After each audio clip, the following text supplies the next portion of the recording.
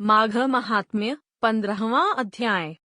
दत्तात्रेय जी कहने लगे कि हे राजन, प्रजापति ने पापों के नाश के लिए प्रयाग तीर्थ की रचना की। सफेद गंगा जी और काली यमुना जी के जल की धारा में स्नान का महात्म्य भली प्रकार सुनो। जो इस संगम में माघ मास में स्नान करता है वह गर्भ योनि में नहीं आता। भगवान विष्णु की दुर्गम माया माघ में प्रयाग तीर्थ पर सब नष्ट कर देती है। माघ मास में प्रयाग में स्नान करने से मनुष्य अच्छे भोगों को भोगकर ब्रह्म को प्राप्त होता है।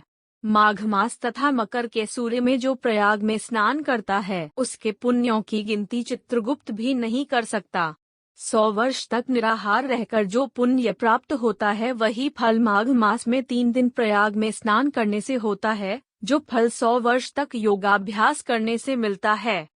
जैसे सर्प पुरानी केंचुली को छोड़कर नया रूप ग्रहण कर लेता है, वैसे ही माघ मास में स्नान करने से मनुष्य पापों को छोड़कर स्वर्ग को प्राप्त होता है। परंतु गंगा यमुना के संगम में स्नान करने से हजारों गुना फल मिलता है। हे राजन, जिसको अमृत कहते हैं वह यह त्रिवेणी ही है।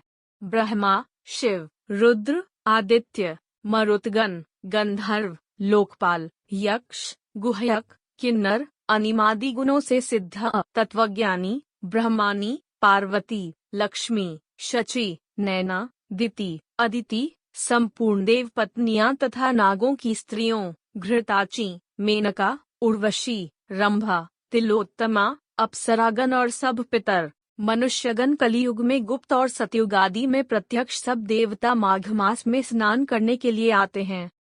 इन दिनों माघ मास में प्रयाग में स्नान करने से जो फल मिलता है वह ईश्वर ही कह सकता है, मनुष्य में कहने की शक्ति नहीं है। हजारों अश्वमेघ यज्ञ करने से भी यह फल प्राप्त नहीं होता। पूर्व समय में कांचन मालिनी ने स्नान का फल राक्षस को दिया था और इससे वह पापी मुक्त हो गया था।